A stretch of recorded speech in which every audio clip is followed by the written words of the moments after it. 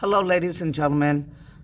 Today we are going to wrap up talking about natural selections, adaptations, Darwin, the finches, by talking about mutations. Excuse me. So that's, this is pretty much everything we've been covering, talking about evolution and the changes that happen, and what Darwin came to understand, that all these different species that are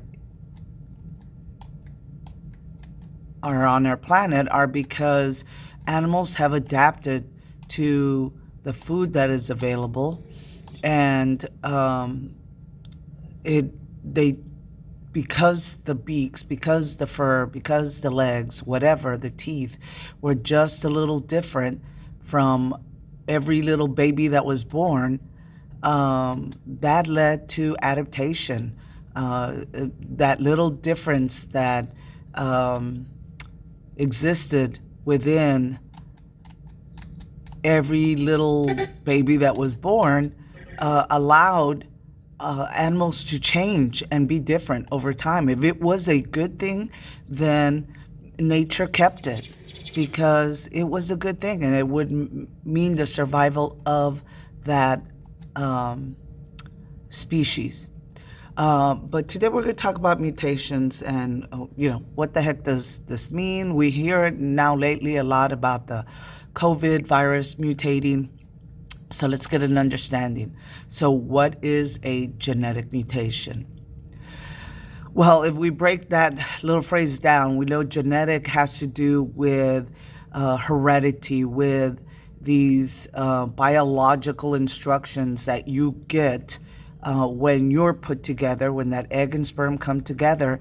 They each carry instructions on how to make you, or how to make a snake, or how to make a donkey.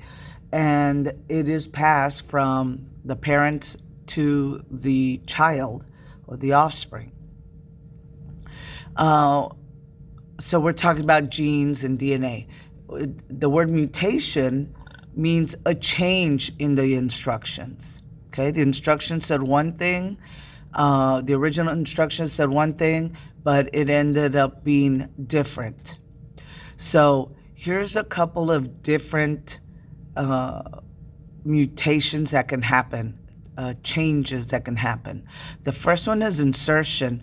Is initially when this organism was being put together, it did not include this goofy looking guy, but because as the organism was being put together and the mom's genes and dad's genes were coming together, we had this extra guy kind of put himself in.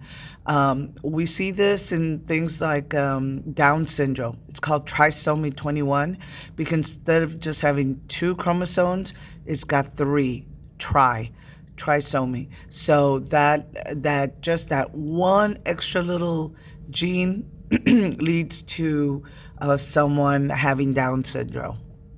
So an insertion is there's an extra step in the instructions that wasn't there or shouldn't have been there.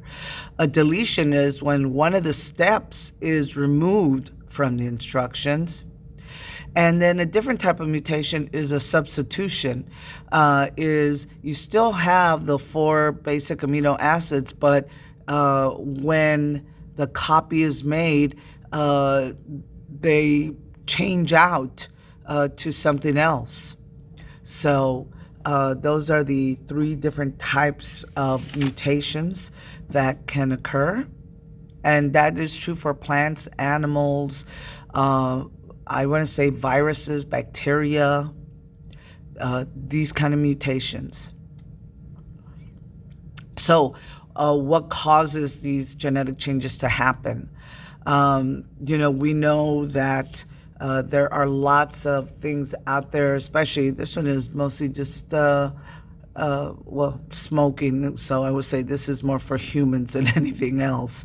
But it says X-ray and UV radiation.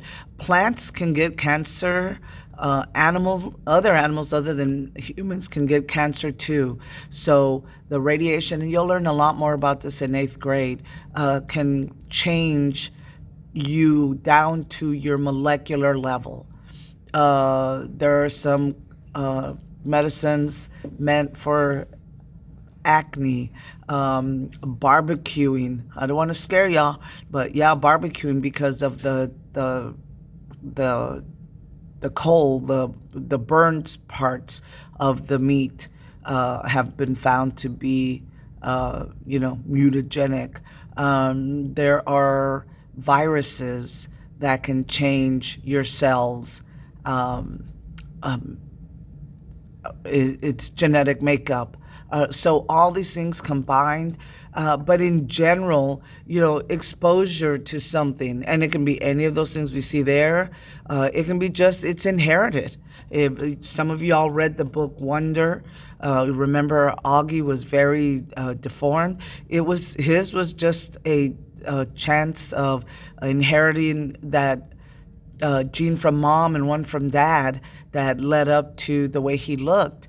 His sister, on the other hand, was, you could not tell because she had either not gotten the gene from mom or dad, or maybe she only got it from mom and not dad. But since Augie got it from both parents, you could definitely see the issue with him.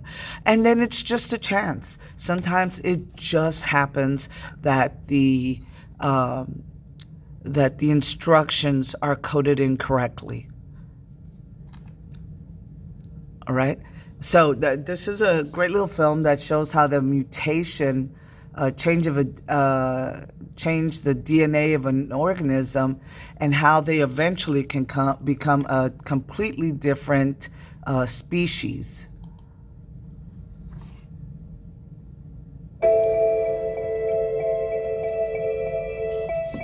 If Darwin came back today, what would he be most excited by in modern science?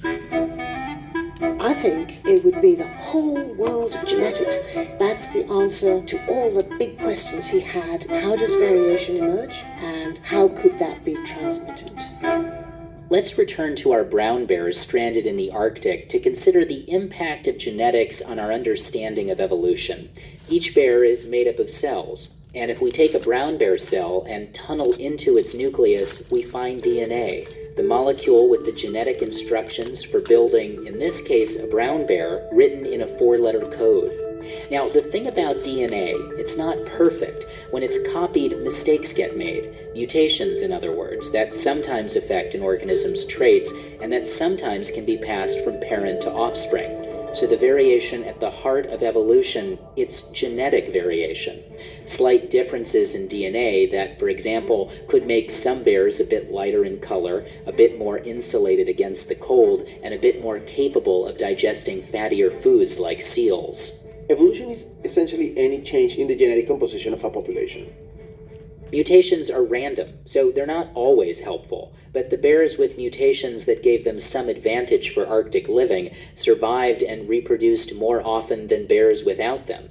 They passed the genes responsible for those adaptations onto their cubs. Over generations, more bears inherited and elaborated on these and other changes in the DNA. The eventual result, a polar bear, and when we tunnel into its cells, we find polar bear DNA. Think of DNA as the raw material that, across billions of years, evolution has molded and built into countless forms of life.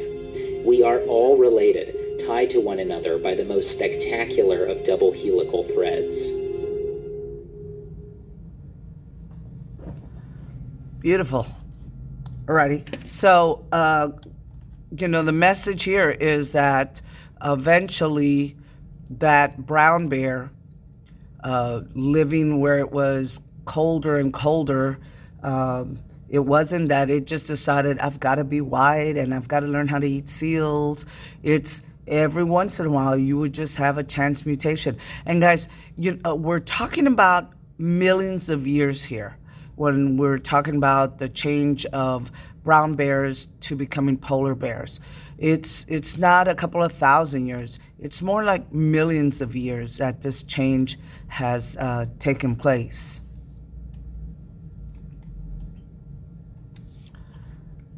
All right, next one, please. All right, so mutations. Sometimes mutations are good. So we call them beneficial mutations. They have a good effect on the organism.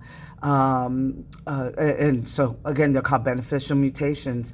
It may be now something changes just a little, a new trait that helps that organism be able to survive better. And beneficial mutations is pretty much where evolution takes place. You have a bird, it has a regular beak, it happens to have a couple of babies, and their beaks are like twice as strong as mom's. And now they're able to eat stuff mom couldn't. That's a beneficial mutation.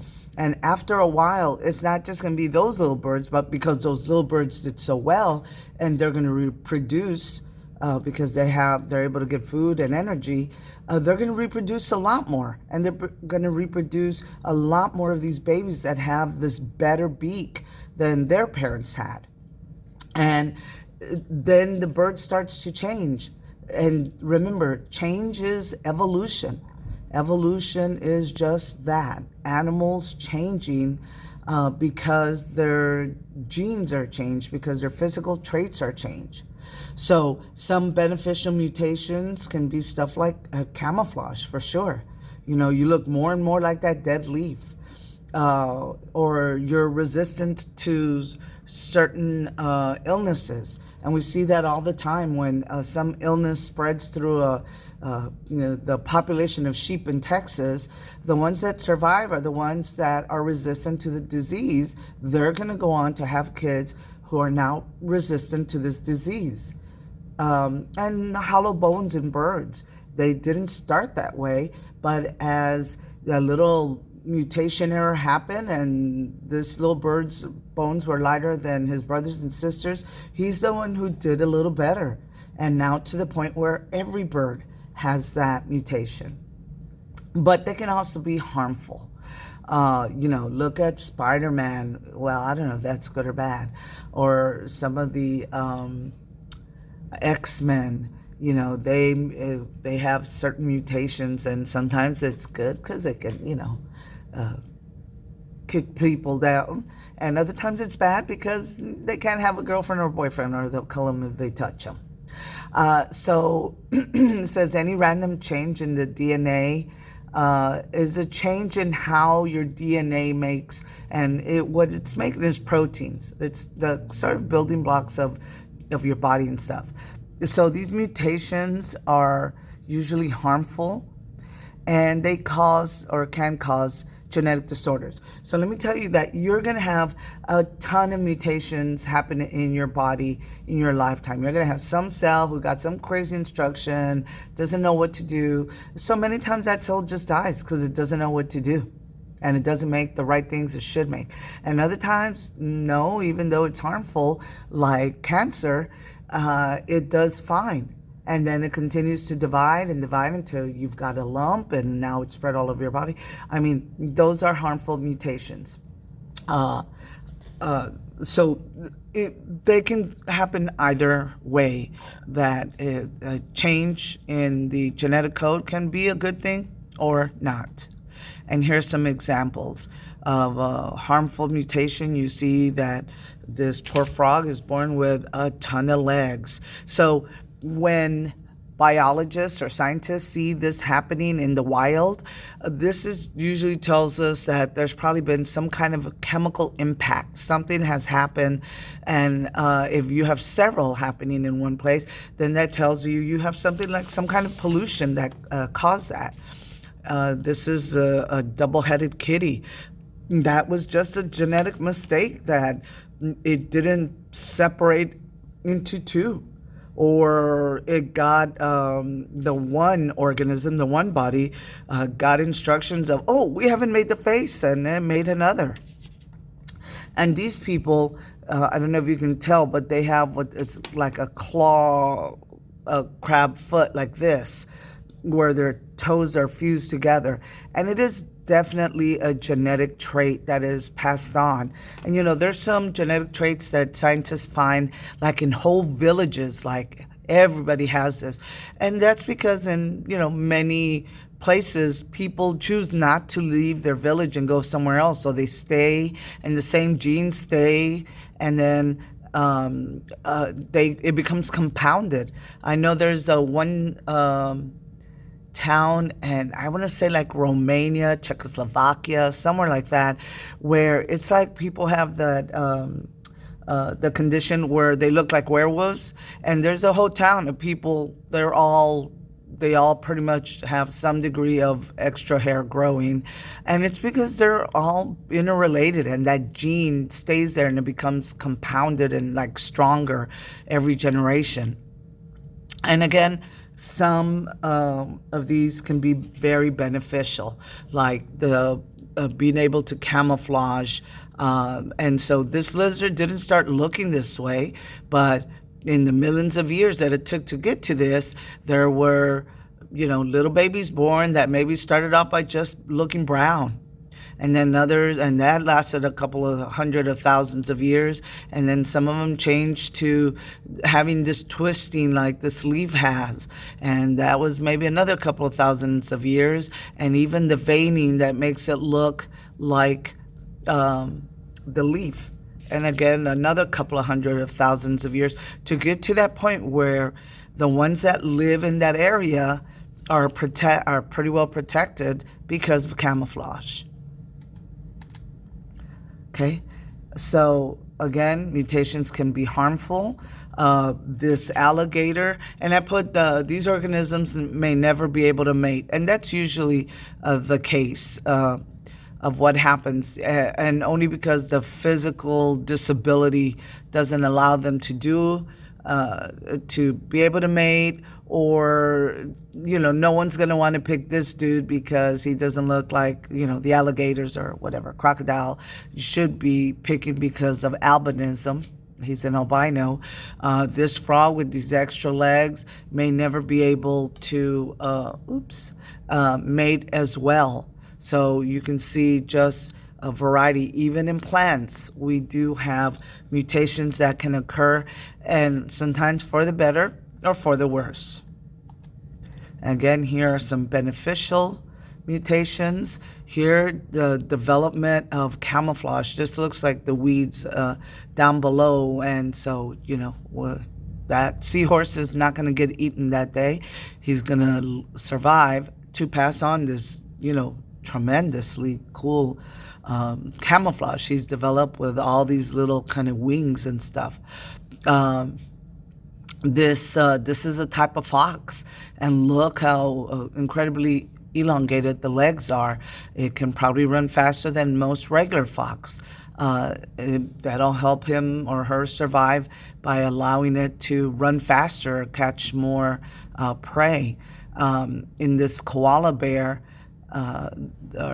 they only eat these eucalyptus leaves, and they're poisonous, but they've got this whole extra part of their digestive system where they break down these chemicals that would otherwise poison them. So this is the only thing they eat. So there's like less competition. No one eats them because they're poisonous, but they've adapted to being able to eat them. And again, it's their only food source, and not get killed in the process. So yeah, no competition. Nobody else wants to eat the poisonous eucalyptus. Some mutations can also be what we call indifferent. There's no harm done, but no good comes of it. We have here this dog born with 2 noses. It doesn't hurt him in any way to be that way. And again, this was just, they got the message wrong, and the one nose was already done and it started growing another, but it doesn't harm or make the animal any better. A chimera is an animal, it says, made for 2 different species, like a liger, right? It's a tiger and a lion that they mate together. But sometimes we see that it does happen in plants and other plants and animals, not necessarily of two different species, but here you can see exactly right down the middle of this guy's body, he's got this one coloration. And then on the other side, so his parents were a yellow lab and a black lab. Oops, there's the announcements. And he came out pretty much half and half. This kitty, you see that too? Oops, there's our music. And you see some of these flowers, that happens as well. But no harm done. Okay, there are the notes that you want to, if you're still writing into your notebook. And that's all I have for today. And we have this musical send-off. Alrighty, guys. Bye-bye.